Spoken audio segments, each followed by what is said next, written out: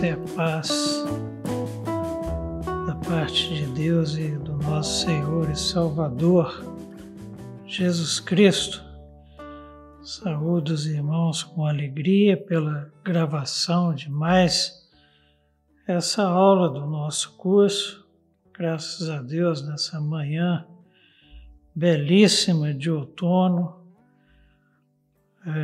com a Adélia e eu em plena recuperação, participando dos cultos vespertinos, em breve os dois, pela manhã e pela tarde, se Deus quiser. E eu já com a primeira dose da vacina, tomei a vacina na sexta-feira. Agradeci muito a Deus.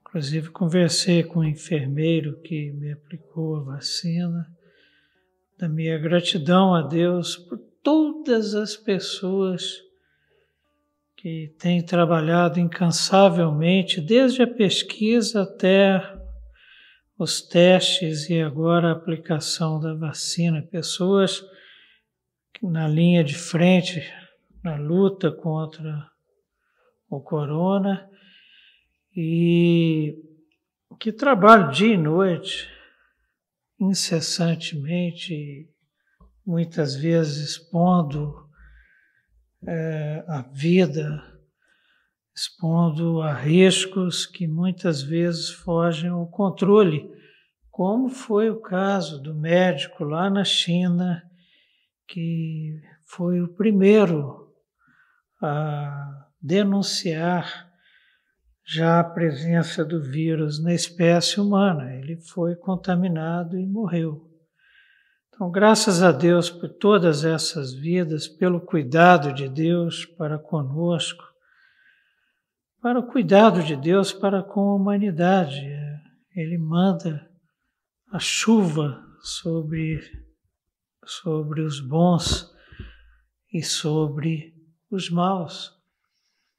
E nós estamos num ponto do nosso curso em que hoje nós terminamos os 4 cavaleiros que são liberados pelo Pai, pelo Cordeiro, por intermédio dos seres viventes, cavaleiros que trazem dor, sofrimento, guerra, morte, fome por toda a terra, nos 4 cantos da terra. E essa introdução breve que eu dei contando da minha experiência com a vacina, ela ilustra o que nós vamos ver hoje, o 4º cavaleiro que é liberado por Deus a partir do momento em que o Cordeiro abre o 4º selo. É um selo culminante. Nós vamos, a título de revisão, fazer a leitura dos versos de 1 a 8, e hoje nós conversaremos com os irmãos acerca dos versos 7 e 8. Diz assim a palavra do Senhor em Apocalipse 6, versos de 1 a 8. Vi quando o Cordeiro abriu um dos 7 selos e ouvi um dos 4 seres viventes dizendo, como se fosse voz de trovão, vem. A voz de trovão é do primeiro ser vivente, vem. E isso denota o quê? Uma hierarquia que parte do Pai, passa pelo Filho e chega ao 4º ser vivente.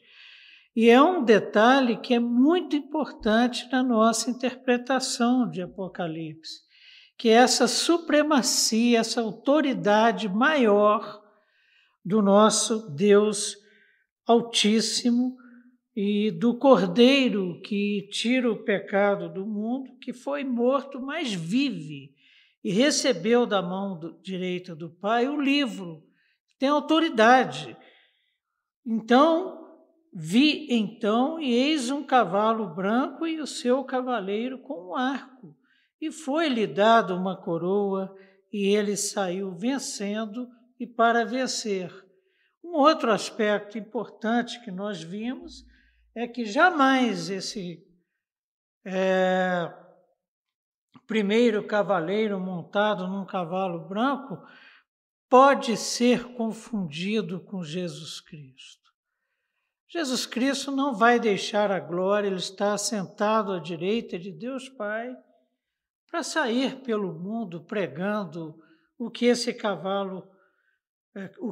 cavaleiro montado num cavalo branco, com um arco e flecha na mão, sai pregando. Olha, Deus não tem nada a ver com o que acontece no mundo, apesar de que tudo o que acontece acontece debaixo da sua soberania.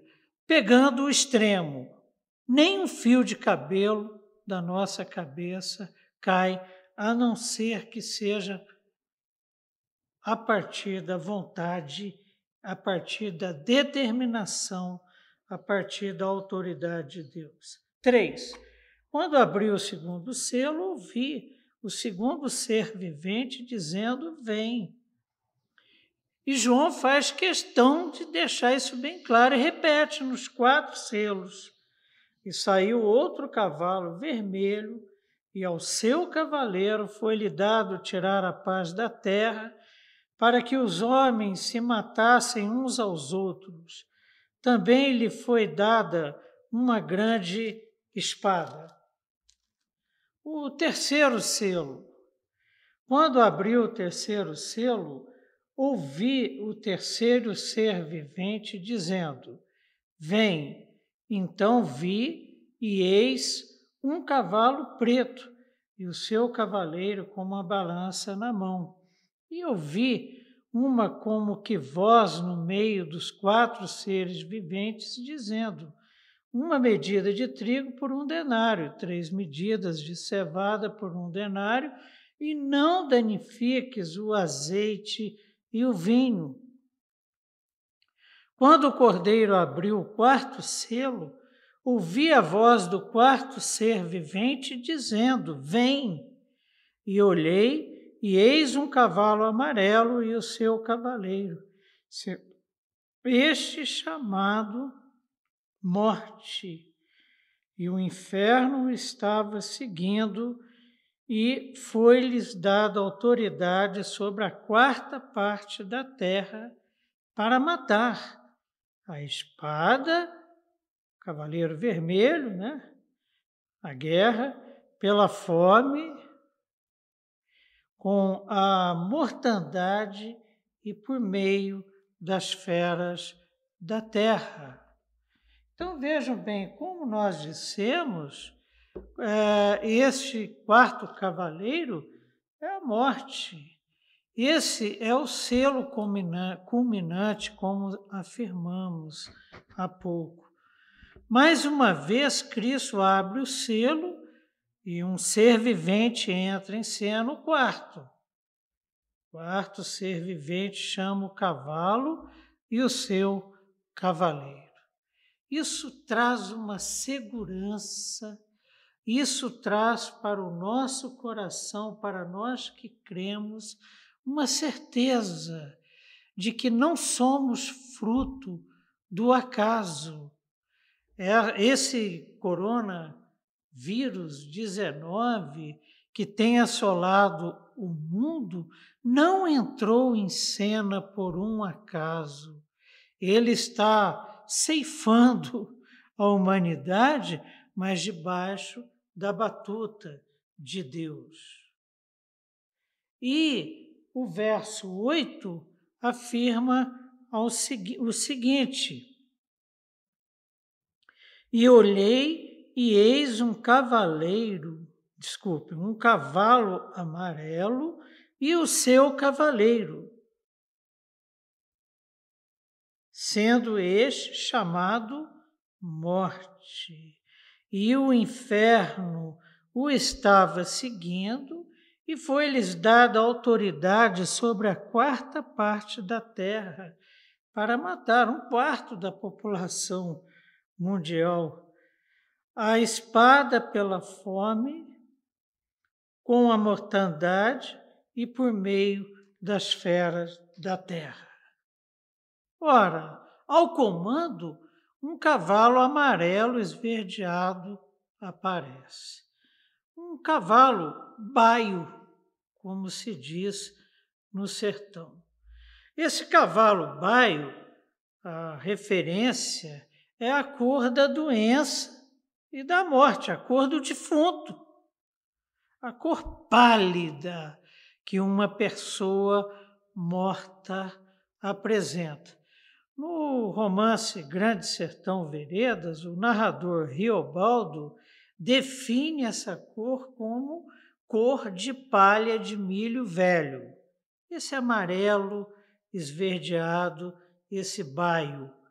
O seu cavaleiro, o que estava sentado sobre este cavalo baio, é chamado Morte.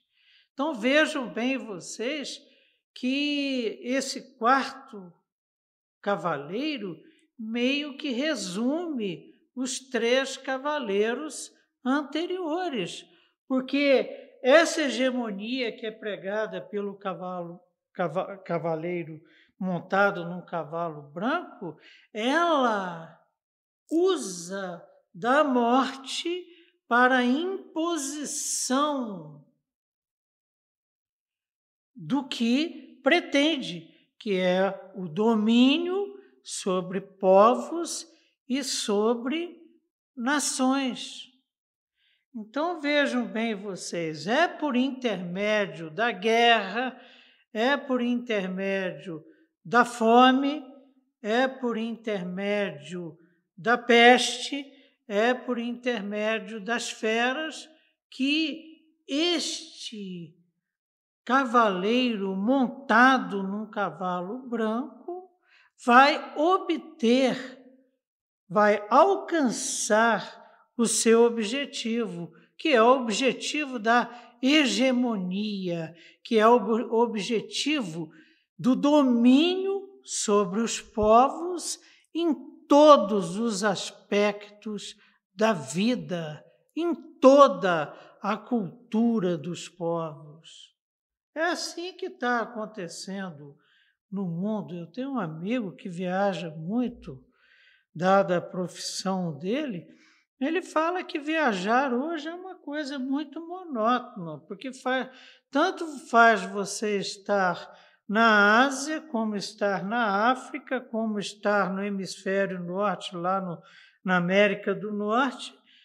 Você vai dormir no mesmo tipo de hotel, você vai comer o mesmo tipo de comida, isso é um sintoma desta hegemonia.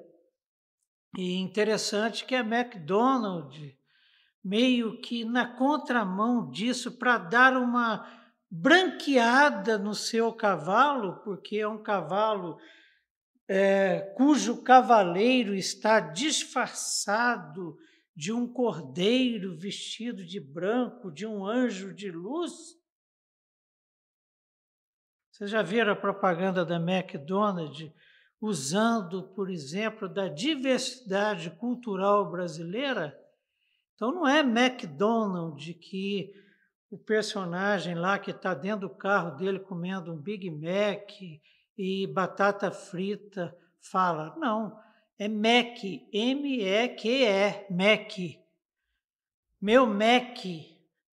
Então vejam bem vocês, é uma alusão a esta hegemonia. O mesmo Big Mac, que ninguém sabe do que é feito aquilo. Se você duvidar do que eu estou falando, experimente comer um frio, para ver se você consegue. Então, o que acontece? O mesmo Big Mac que é comido aqui, é comido em qualquer parte do mundo. Isso chama-se hegemonia, que alcança o aspecto econômico, social, político, cultural, e essa dominação. E o sistema hegemônico hoje tem como ponta de lança os Estados Unidos da América. Por isso, o exemplo do McDonald's. E João acrescenta no texto uma oração gramatical interessante. A morte é seguida pelo Hades. O inferno acompanha a morte. Na mitologia greco-romana, Hades é o deus e rei dos mortos. Na partilha do universo, lá dentro da mitologia grega, após a vitória dos deuses sobre os titãs, coube ao Hades o domínio do mundo subterrâneo. Zeus e Poseidon, por exemplo, ficaram simultaneamente com o céu e com o mar. E o Hades com o mundo dos mortos, com o inferno. Então, no texto, vamos retornar ao nosso texto, diz assim: e o inferno o estava seguindo e foi-lhe dada autoridade sobre a quarta parte da terra para matar. No original grego, o Hades. Então vejam bem vocês, tanto a morte quanto o Hades são personificados como forças cósmicas, e são. Então vejam bem vocês os textos que nós temos em Apocalipse que confirmam isso. Primeiro, 1,18. Jesus afirma sobre si o seguinte, em Apocalipse, capítulo 1, verso 18. Sou aquele que vive. Estive morto, mas agora estou vivo para todo o sempre. Eu tenho as chaves. Quem tem a chave tem o domínio, tem o controle da morte e do Hades. Eu venci. Eu rompi com os grilhões e tenho as chaves da morte e do Hades. Da mesma forma, em Apocalipse 20, 13, o mar entregou os mortos que nele havia, e a morte e o Hades entregaram os mortos que neles havia. Vejam que sempre o Hades seguindo a morte. E cada um foi julgado de acordo com o que tinha feito. Então, a morte e o Hades, vencidos na cruz do Calvário, foram lançados no lago de fogo, foram lançados no inferno. Então já dá para vocês perceberem que o Hades é meio que um ser personificado que representa isso. E foi lançado no inferno esse demônio que acompanha a morte, infernizando a vida de todo mundo.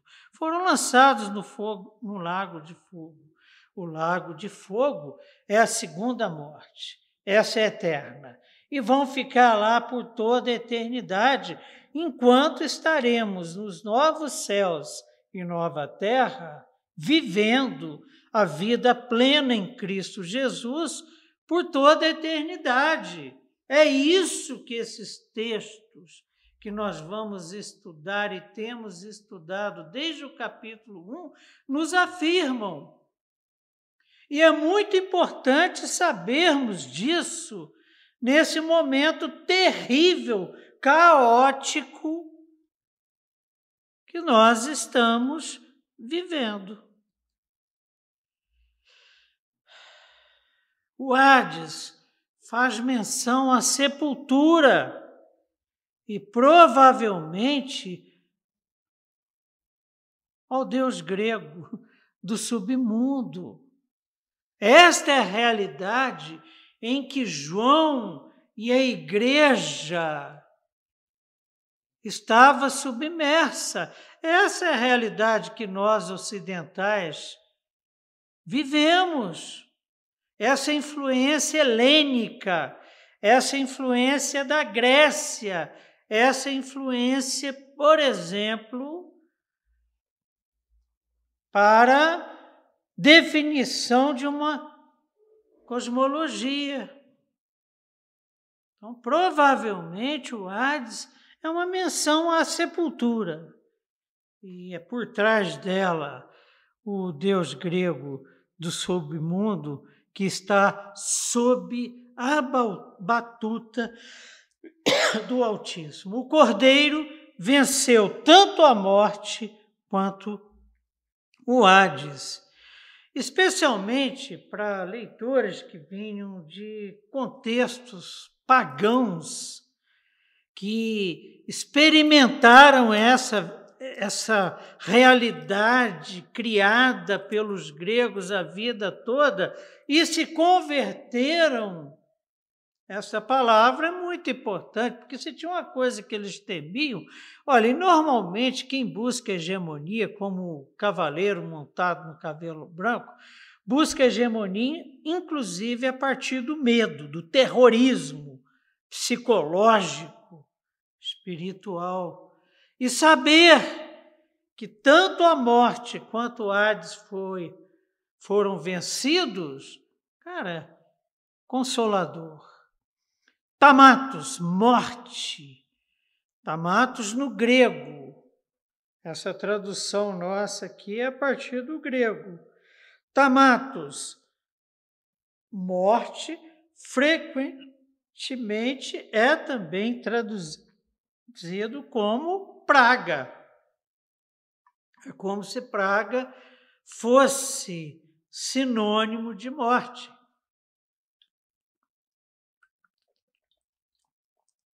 Peste, como sinônimo de morte. Então, é como se a peste fosse na frente e o Hades atrás recebendo, com sua fome insaciável. E nós já temos notícia aí na mídia de cemitérios no Brasil que estão rejeitando cadáveres, inclusive cenas documentadas de urubus povoando os cemitérios, porque devido à situação descontrolada, tem cemitério que está fechando 10 horas da noite e não está dando conta. Portanto, existe um sentido duplo para a morte por praga nesse texto. É a imagem de acompanhar, seguir, que retrata o Hades andando atrás da morte. Essa é a história da humanidade. Ele recolhe os cadáveres deixados pela praga e pela morte, enquanto elas abatem vítimas e mais vítimas. O primeiro cavaleiro branco traz pax romana, o segundo vermelho, a guerra, o terceiro preto, a fome, o quarto, o amarelo, a peste e a morte. Uma vez mais, Deus deu às forças demoníacas exousia, autoridade ou poder para infligir sofrimento terrível a essa humanidade. Inclusive, nós vimos que a morte na guerra é uma morte carregada de sofrimento. Não sei se mais para quem morre ou para quem fica. Aqui, esse poder é exercido sobre a quarta parte da terra, uma das principais imagens dos selos, trombetas. Nos selos, uma quarta parte, nas trombetas, 1/3. E nas taças, toda a terra quando o juízo final será consumado. Os ímpios morrerão. No presente texto, 1/4 da humanidade é apokteinai, é morto por esses duplos flagelos. Os 3 métodos usados resumem o 2º, o 3º e o 4º selos. A espada, representando a guerra civil, a fome, que normalmente decorre desse estado de coisas. O Brasil, devido à injustiça social, fruto dessa hegemonia, sempre teve problema de fome, mas atualmente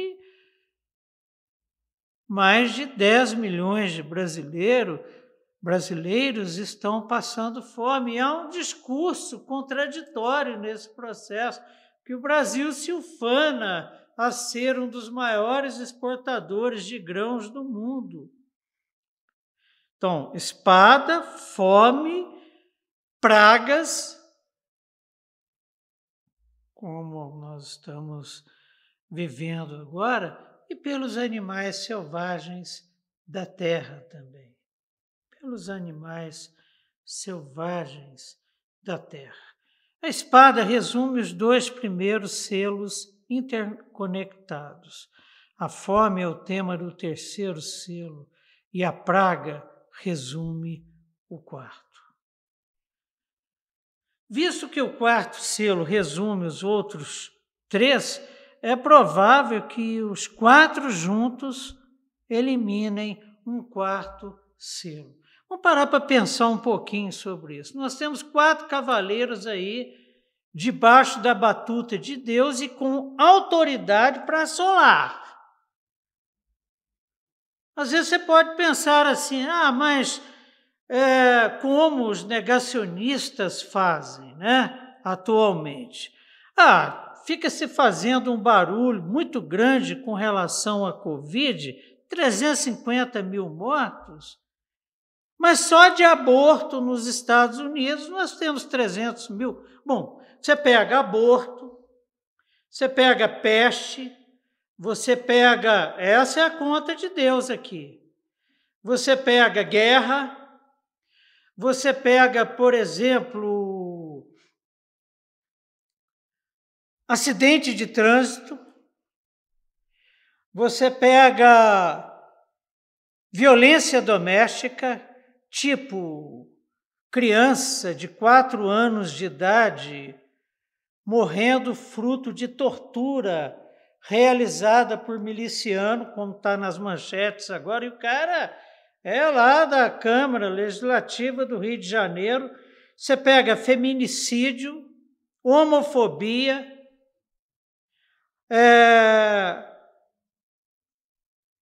violência ligada ao tráfico de drogas, que é uma guerra que assola o mundo, tanto no tráfico quanto nos desdobramentos do tráfico, que muita gente morre, por exemplo, prematuramente a partir do uso dessas drogas. Você tem, por exemplo, a droga como uma pandemia. E jovens, e os exemplos maiores e mais conhecidos, por exemplo, Jimi Hendrix, Janis Joplin, morreram prematuramente por conta disso. Quando você junta a ação desses 4 cavaleiros no mundo, você vai ter aí em torno de 1/4. Aliás, em torno não. A Bíblia afirma que 1/4 da humanidade, o que hoje equivaleria, sabe a quê? A 2 bilhões de pessoas. E há um processo muito estranho nisso, e a ciência tem estudado muito esse fenômeno. Por quê? porque o ser humano desenvolve alguns mecanismos de defesa para lidar com uma realidade como essa. Por exemplo, mostrar diariamente o número de mortos vítimas da pandemia do Covid já não abala tanto as pessoas. O que eu posso fazer? A vida é assim. É a afirmação de muitos. Mas só que no Brasil nós temos mais de 340 mil famílias enlutadas, que estão experimentando na pele não uma estatística, não um número, mas a perda de um ente querido. Se pegamos os 4 cavaleiros, serão 2 bilhões de pessoas no mundo, 2 bilhões de famílias vitimadas. E diante disso, eu tenho tido uma experiência de repente, fazer da oração, tema da nossa próxima aula, dos mártires que estão debaixo do altar, diante de Deus e clamando: até quando, Senhor? Até quando a gente vai conviver com isso? E a resposta de Deus é uma resposta carregada de cuidado, é uma resposta carregada de misericórdia, de amor, de poder e justiça. E Deus fala para aquelas almas: enquanto tiver um para se converter, enquanto tiver um dos meus escolhidos faltando na lista do livro da vida, vocês vão ter que ter paciência. Isso corresponde a mais mortes, esses 2 bilhões, que seriam aproximadamente hoje, do que todas as guerras ocorridas nos 2 últimos séculos. E é interessante, né, como que as coisas acontecem. Tem gente que acredita, por exemplo, que esse Covid foi criação da China e que se você tomar vacina chinesa, você vai virar comunista. É o que eu tenho acompanhado na mídia, tá? É o que eu tenho ouvido de pessoas próximas. Mas a China, reconhecidamente, é um país em que a injustiça social predomina. E isso não assusta, não, diante do que vem a ser essa hegemonia do que nós temos falado. E por que empresas multinacionais como a Nike, por exemplo, preferem montar suas fábricas na China? Porque a mão de obra é barata. E mão de obra barata significa diminuição de custo e produto competitivo no mercado internacional. Uma professora minha do doutorado fez parte de uma comitiva brasileira formada por acadêmicos e políticos que visitou a China. E ela conta que quando chegou numa fábrica de renda, essa renda que é um dos grandes patrimônios culturais do Ceará, a técnica foi absorvida pelos chineses e eles estão fabricando em alta escala. Então tem renda made in China sendo vendida nas praias de Fortaleza. E ela ficou curiosa para saber como é que o processo acontecia. Só que eles só mostraram a sala de visitas da fábrica. Falou, não, eu quero conhecer o processo. E insistiu e começou a desconfiar. E quando foi permitida a entrada dela, e isso aí, ela ameaçando que se isso não acontecesse, ela abriria para a mídia. Quando foi aberta a fábrica, ela encontrou mulheres e homens trabalhando num regime abaixo do nível da escravidão, pelo menos a que nós conhecemos. E é comum, por exemplo, na China, por conta da fome, o consumo de animais exóticos, morcego, rato, e um animalzinho que é como que se fosse assim uma iguaria para as populações mais carentes na China, o pangolim, ele é apontado como o principal reservatório natural do Covid-19. É como se o vírus tivesse passado do pangolim para o homem numa refeição. É por isso que apareceu lá. E já os indícios estão perto da certeza disso que nós estamos falando. E você vê esse cavaleiro montado num cavalo amarelo, um cavalo cor de palha de milho velho. O cavaleiro que recebe o nome de morte, que recebe o nome de peste. Naquela estatística que nós estamos trabalhando ali, de 2 bilhões de mortos, hoje nós temos quase 3 bilhões, 2,89 milhões de pessoas mortas no mundo, fruto da pandemia. Nos Estados Unidos, 559 mil, e no Brasil, 341 mil, uma estatística que nos envergonha. Corpos, como já dissemos, têm sido embalados em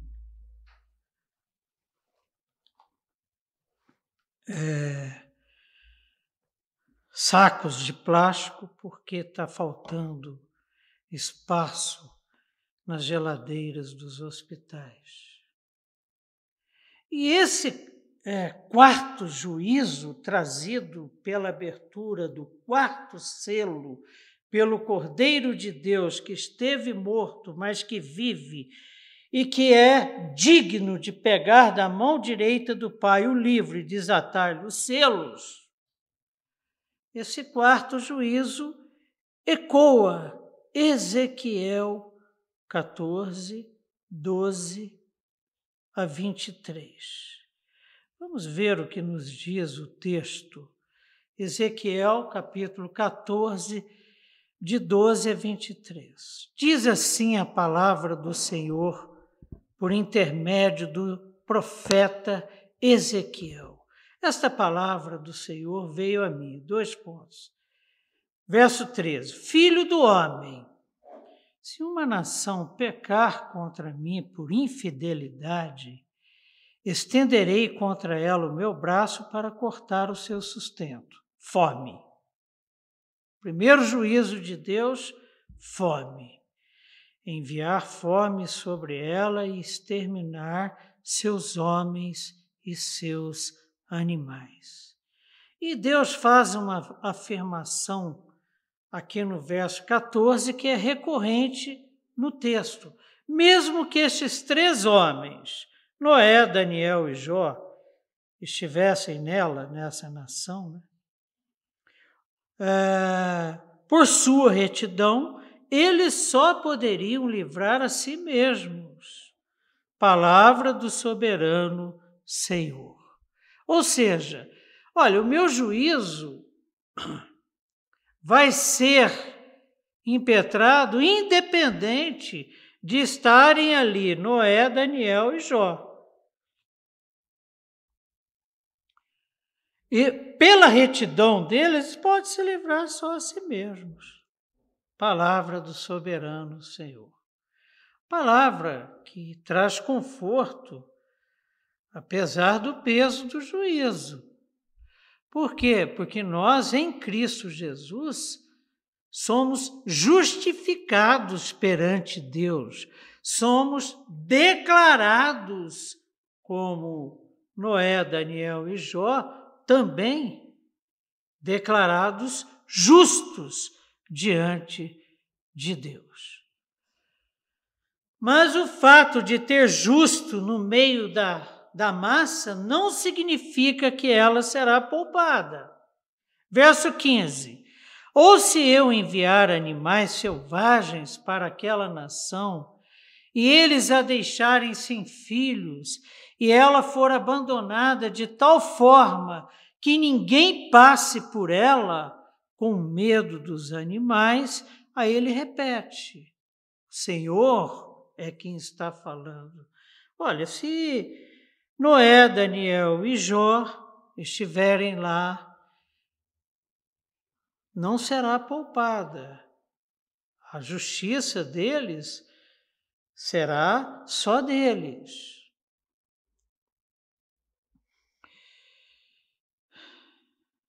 (17) Ou se eu trouxer a espada contra aquela nação e disser que a espada passe por toda esta terra, e eu exterminar dela os homens e os animais, juro pela minha vida. Aí repete Jó, Daniel e Noé.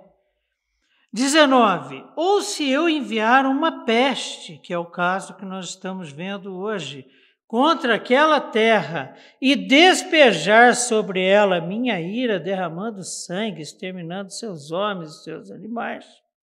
Aí, novamente, juro pela minha vida, palavra do soberano Senhor. Aí volta Noé, Daniel e Jó. Pois assim diz o soberano Senhor, quanto pior será quanto eu enviar contra Jerusalém. Olha, eu estou falando das nações em geral. Mas e quando for contra Jerusalém? Quanto pior será quando eu enviar contra Jerusalém os seus 4 terríveis juízos: a espada, a fome, os animais selvagens e a peste, para com eles exterminar os seus homens e os seus animais. Contudo, haverá alguns sobreviventes, filhos e filhas que serão retirados dela. Eles virão a vocês, e quando vocês virem a conduta e as ações deles, que são justas e santas, vocês se sentirão consolados com relação à desgraça que eu trouxe sobre Jerusalém. Vocês se sentirão consolados quando virem a conduta e as ações deles, pois saberão que não agi sem motivo em tudo quanto fiz ali. Palavra do soberano e justo Senhor. Então vejam bem vocês, esse texto retrata a terrível severidade dos juízos, da mesma forma que o texto que nós estamos vendo em Apocalipse o faz. Está retratando o juízo de Deus. Está acontecendo, não é por um acaso. Está acontecendo, não é por intenção política. Está acontecendo é porque Deus está determinando o seu juízo. Ambas as cenas, a de Apocalipse e a de Ezequiel, retratam então a severidade dos juízos de Deus, mostrando que aqueles que foram enfraquecidos pela fome e pragas são presas fáceis. O texto de Ezequiel apresenta Yahvé contemplando 4 juízos contra Israel. Por quê? Gratuitamente? Isso que está acontecendo no mundo hoje está acontecendo gratuitamente? E quando o juízo de Deus volta-se para Jerusalém, significa que o juízo de Deus volta-se contra o seu povo também. Ele fala no texto em Ezequiel. Agora, como é que vai ficar quando tudo isso acontecer com Jerusalém? Como é que fica quando tudo isso acontecer com o meu povo? E somos povo de Deus.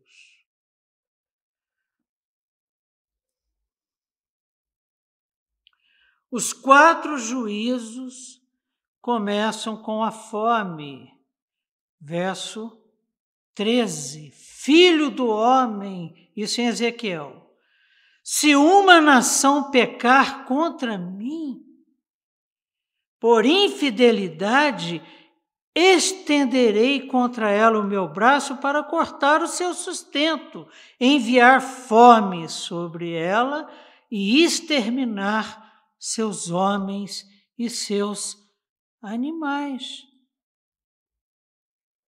Continuo com os animais selvagens.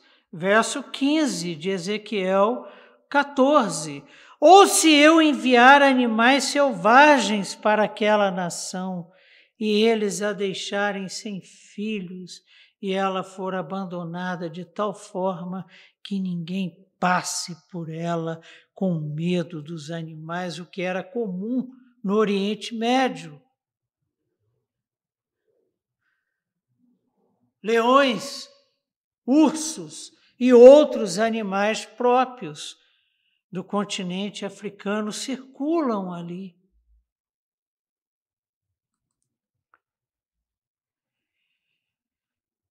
A espada, verso 17, a guerra. Ou se eu trouxer a espada contra aquela nação e disser que a espada passe por toda a terra. Estão vendo os 4 cavaleiros? E eu exterminar dela os homens e os animais pela guerra. E termino com a praga, verso 19. Ou se eu enviar uma peste contra aquela terra e despertar sobre ela minha ira, derramando sangue, exterminando seus homens e seus animais. O pecado provoca a ira de Deus. E fruto da ira de Deus vem o seu juízo. Jerusalém é informada que, de fato, receberá os 4 juízos. Por quê? O povo de Deus, a cidade de Deus que representa o povo de Deus, a cidade que traz o nome de Deus, estava em pecado. E por isso não estava livre do juízo de Deus. Verso 21. Pois assim diz o Senhor, o soberano Senhor. Ezequiel deixa claro que quem está falando é Deus. Quem está falando hoje a nós é o Senhor.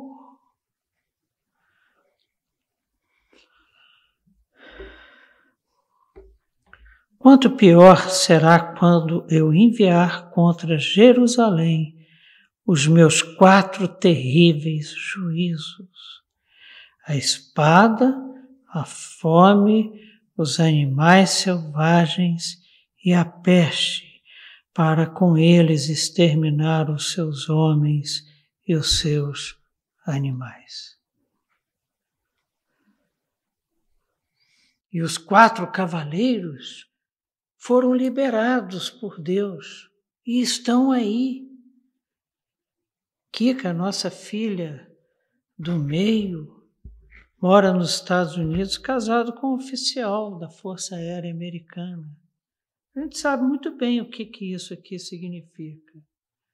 As missões das quais ele tem participado desde o início do casamento e o papel de Kika na vida dele. A esposa que Deus escolheu para ele e que sabe muito bem o sabor desse juízo de Deus e o que isso significa.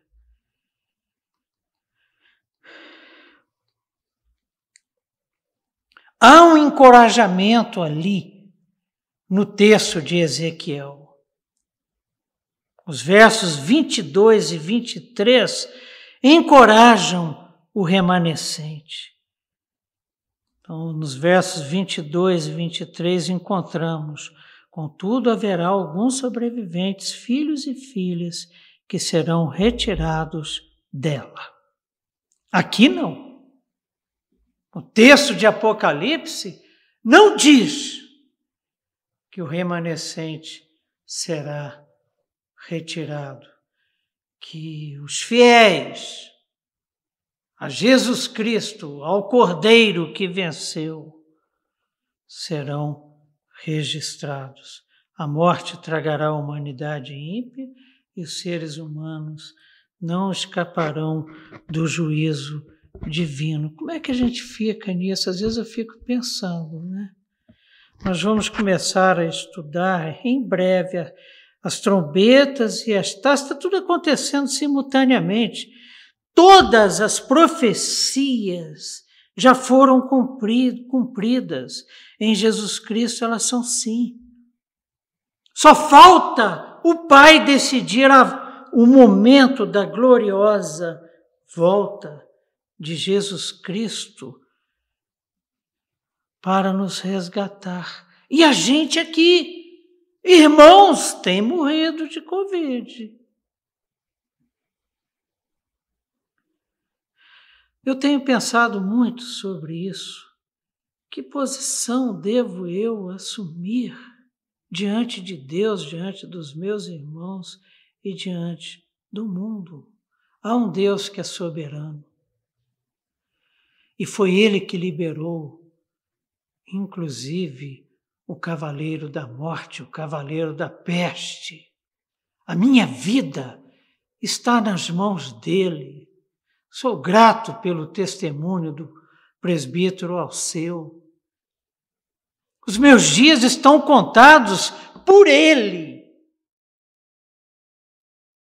Os meus dias não estão contados por cavaleiro montado em cavalo baio, em cavalo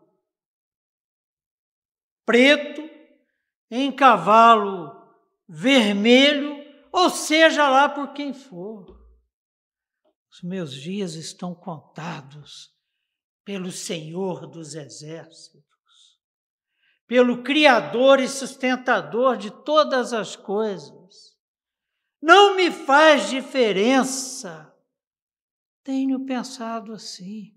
Se vou morrer de Covid, de acidente de trânsito, em guerra, bala perdida, seja lá o que for. Porque quem é maior escolheu o meu coração para erguer nele o seu trono. Puxados pelo primeiro cavaleiro que prega a hegemonia, cansei de estudar isso, como professor de falar sobre isso, que eu lidava com educação ambiental.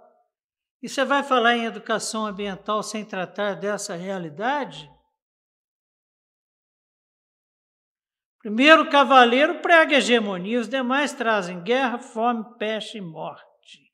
Isso foi definido pelo Senhor, porque é juízo de Deus, por conta do pecado da humanidade. E diante de Deus, os meus atos de justiça não passam de trapos de imundície. Absorvente usado. Por mais que tentem imitá-lo, Só o Senhor é soberano sobre tudo e todos e eterno. Não é à toa que o primeiro cavaleiro está montado num cavalo branco, uma imitação barata do Altíssimo. Só o Senhor reina. O domínio está em suas mãos. O Cordeiro que venceu tem um livro da história nas mãos e desata-lhe os selos, e nada do que acontece não acontece a não ser pela sua autoridade recebida do Pai e que foi conquistada na cruz do Calvário. O seu reino não terá fim.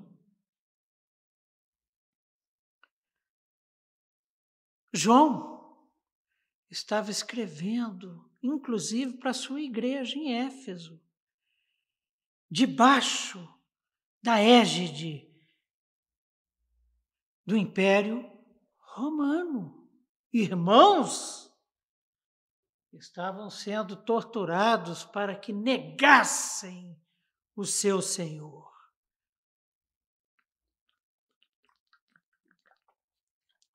Muitos deles estão lá debaixo do altar, diante do trono, clamando: até quando, Senhor? E João estava preso em Patmos, debaixo da égide do Império Romano, porque confessava que Jesus Cristo é o Senhor, o único Senhor. E aquele poder do Império Romano, como um dragão sobre a igreja. E João escreve o que nós estamos estudando. Acontece que nem a espada, nem a fome, nem a peste, nem a morte trazida por esses cavaleiros abalam o reino de Deus, nosso Senhor e Salvador e justificador, e que nos sustenta nesse mundo perdido em trevas. Roma ruiu. E Nero é o símbolo da sua queda. O César maluco que mandou matar Paulo e perseguiu os cristãos, tacou fogo em Roma e botou a culpa nos nossos irmãos. Nero é meio que o arquétipo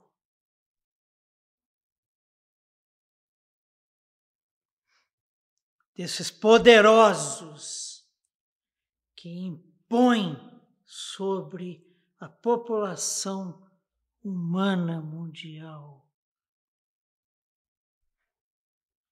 os seus sistemas dominadores. Roma ruiu. Nero ruiu. E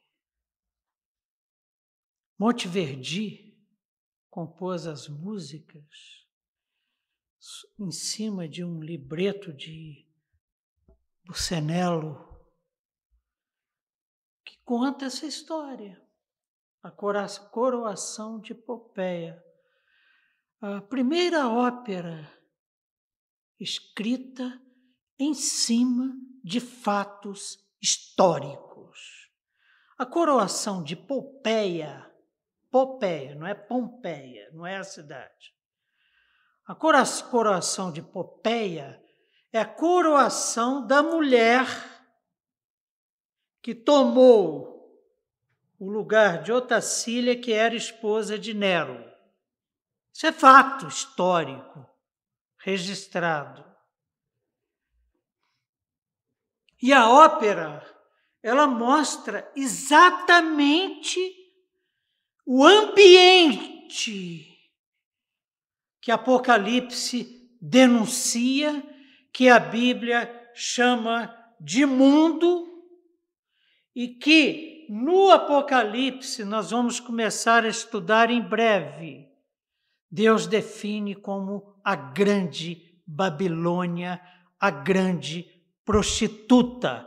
Esse sistema representado pelo cavaleiro branco, seguido pelos 3 cavaleiros.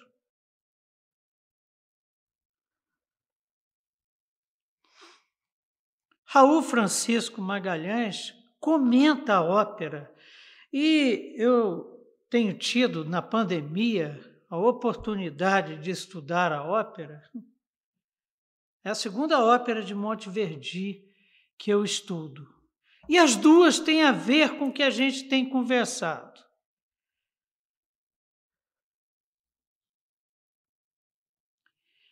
Mas vamos ficar aqui na coroação de Epopeia para não desviar muito.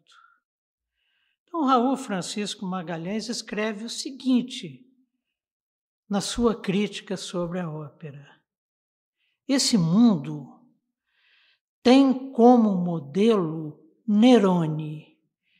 Inclusive, eu vou voltar a falar sobre isso, porque nós vamos começar a estudar o Anticristo.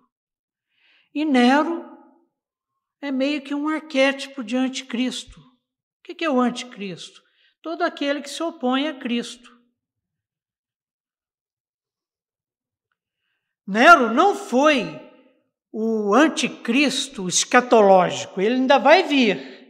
Qualquer momento desse aí ele arrebenta, viu? Mas o anticristo. Então, esse mundo tem como modelo Nerone. Que mundo? A grande Babilônia, a grande prostituta, o que a Bíblia chama de mundo. É o que Jesus falou: ó, no mundo tereis aflições. Mas preocupa não, eu venci o mundo. Não se atemorize, não se turbe o vosso coração. E Nero encarna o indivíduo máximo, o imperador,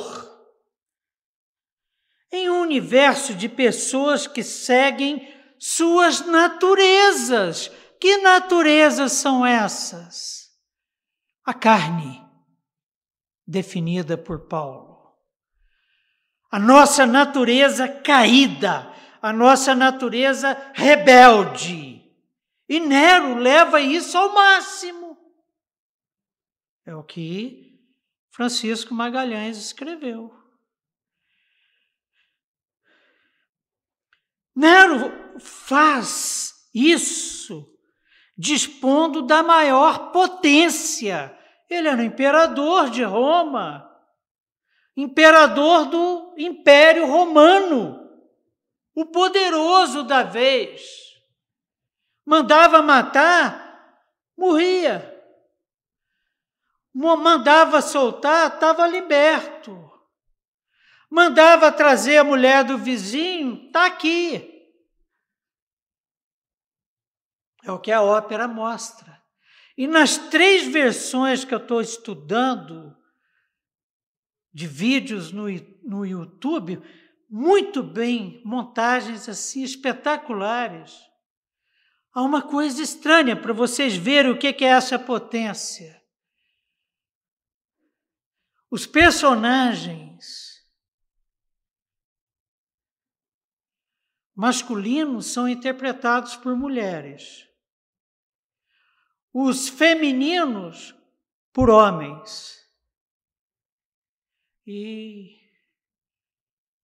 na minha parca interpretação, um fato histórico. Uma das causas da queda do Império Romano foi o homossexualismo hegemônico.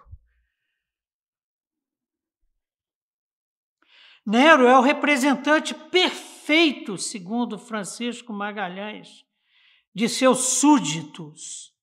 Um monstro, um tirano que segue apenas sua liberdade pessoal sem se importar com a lei. Pecador. No império vale a maior potência, apenas isso. O que distingue Nero é simplesmente estar no topo. Ele é o imperador. Ele não tem qualquer valor, virtude ou mesmo patologia especial. A natureza humana de príncipes e de súditos é uma só. É a mesma, segundo Francisco Magalhães. Parece um texto teológico, não parece? Mas é acadêmico.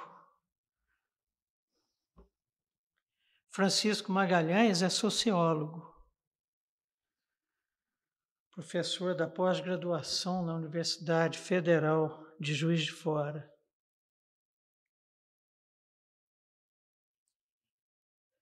O que ele está dizendo aqui é o seguinte, Nero é igualzinho o povão romano. Para vocês sentirem o tamanho do poder de Deus manifesto em Jesus Cristo, que morreu no Calvário para tirar o pecado do mundo e que comprou a igreja por alto preço e que derramou o seu Espírito de santidade para nos santificar, para santificar a igreja, a família de Deus comprada por alto preço. A ópera mostra e Francisco Magalhães identifica isso. Não há diferença entre Nero e o povão. Não há diferença entre os nossos governantes e nós que os escolhemos. Então tem que parar com essa história de ficar apontando o dedo e jogando pedra. E humildemente temos que chegar diante de Deus e suplicar que Ele nos livre do mal, que a sua vara e o seu cajado, a disciplina, Ele é um Pai que ama, por isso que Ele permite a guerra, por isso que Ele permite a fome, por isso que Ele permite a pandemia. E suplicar que sejamos consultados e que coloquemos por terra os nerinhos que cultivamos em nossos corações. Adélia e eu assistimos um filme impressionante sábado passado, que chama-se O Diário do Pescador. Uma menina que queria estudar, mas a comunidade na qual ela fazia parte lá na África não admitia que mulheres estudassem. E ela insiste. E é vendida pelo tio para pagamento de dívida como esposa de um perverso que estupra todos os dias. Não há diferença entre Nero e seus súditos.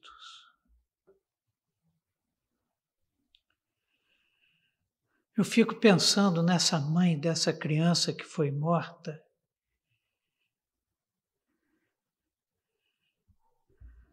Até quando ela vai conseguir segurar as ameaças que provavelmente tem sofrido?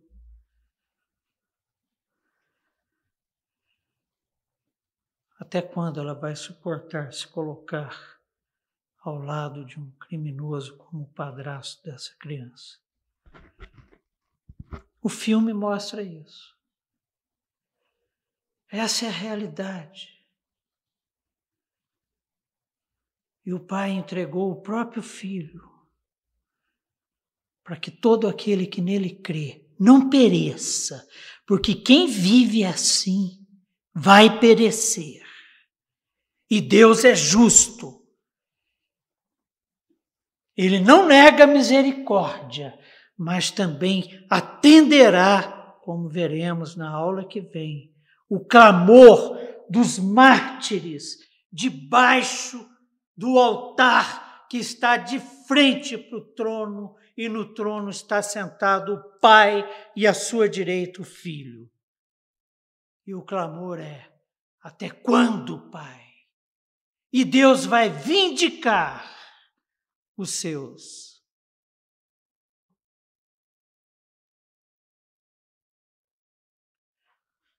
O Apocalipse revela o Filho glorificado, o Cordeiro glorificado, sua volta gloriosa para nos resgatar. Mas deixa claro também o juízo. E nos 4 cavaleiros vimos isso. O que falamos não significa, por exemplo, que quem morreu, morreu porque estava em pecado. Nossas vidas estão nas mãos do Senhor, que sua multiforme sabedoria contou os nossos dias e tem definido muito claramente como convocará cada um dos seus.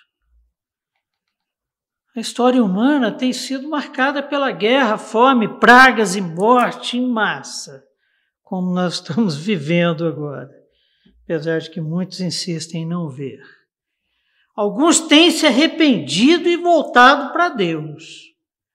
Eu digo alguns por quê? Porque muitos serão chamados, mas poucos os escolhidos. A maioria, infelizmente, não reconhece Deus como Senhor. Assim caminha a humanidade. O cenário está quase pronto para as trombetas e taças, porque nós falamos que os selos concluem a preparação para o juízo final. E o juiz já foi escolhido e tem um livro nas mãos e está a desatar-lhes os selos. E no livro nós temos o desfecho da história da civilização humana. Que Deus nos sustente para que sejamos vencedores, mesmo que diante da morte não venhamos a valorizar a própria vida em detrimento do Cordeiro de Deus, até aquele glorioso dia. Amém. Vamos orar? Senhor nosso Deus e Pai, Pai de amor, graça, misericórdia, Pai que tem os nossos dias contados, tem os dias do mundo contados, e o Filho tem nas mãos o desfecho, a autoridade para a condução da história até aquele glorioso dia em que Ele voltará para nos resgatar. Mas Ele liberou os 4 cavaleiros. Os 4 cavaleiros que trazem a guerra, a fome, que trazem as doenças, as pestes, que vão roçando a humanidade, marcando a humanidade com esse sangue derramado pelo juízo de Deus. Te somos, Pai, muito gratos, inteiramente gratos, porque o Senhor não poupou o seu Filho. Muito gratos porque o teu Filho não se negou a fazer o que tinha que ser feito e só Ele podia fazer.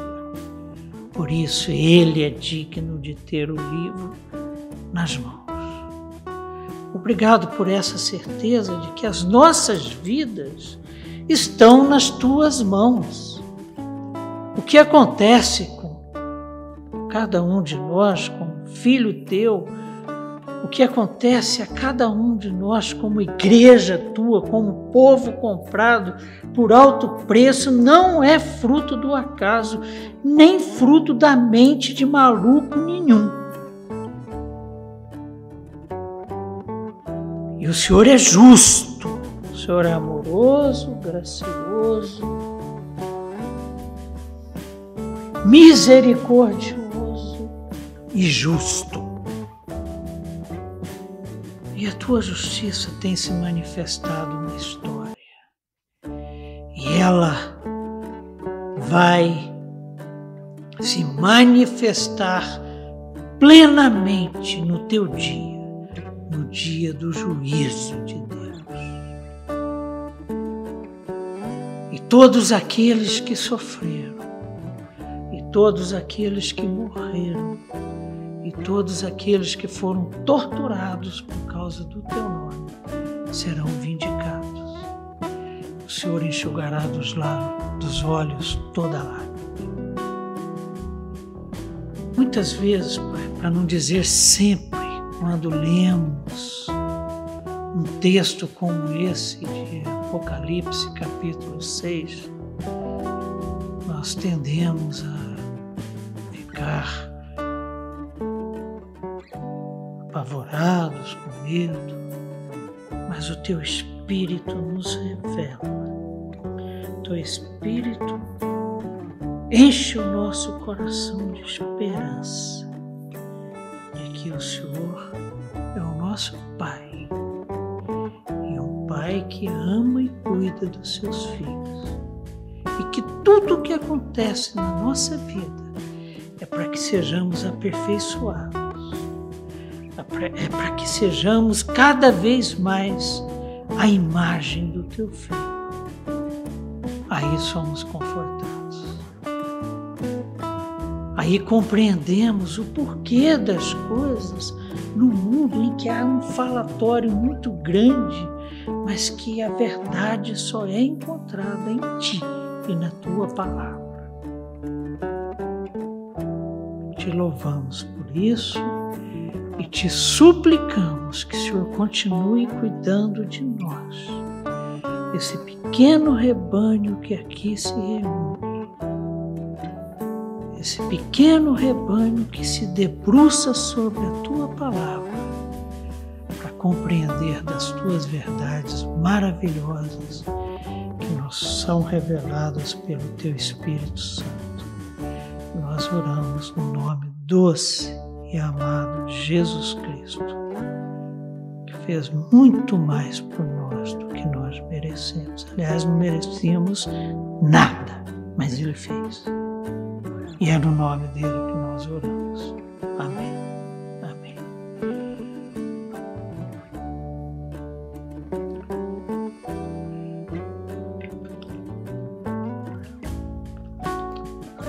Meus irmãos, abração para vocês. Estamos aqui esperando as reações e a partir de agora,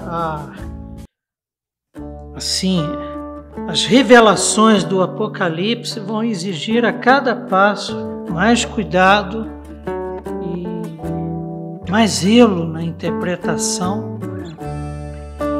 Mas estamos aqui, contamos com a participação dos irmãos, com suas reações, sugestões, dúvidas e contando principalmente com o Espírito Santo de Deus que tem nos conduzido até aqui nos sustentou o Senhor. Um abração para todos e até a próxima, se Deus quiser.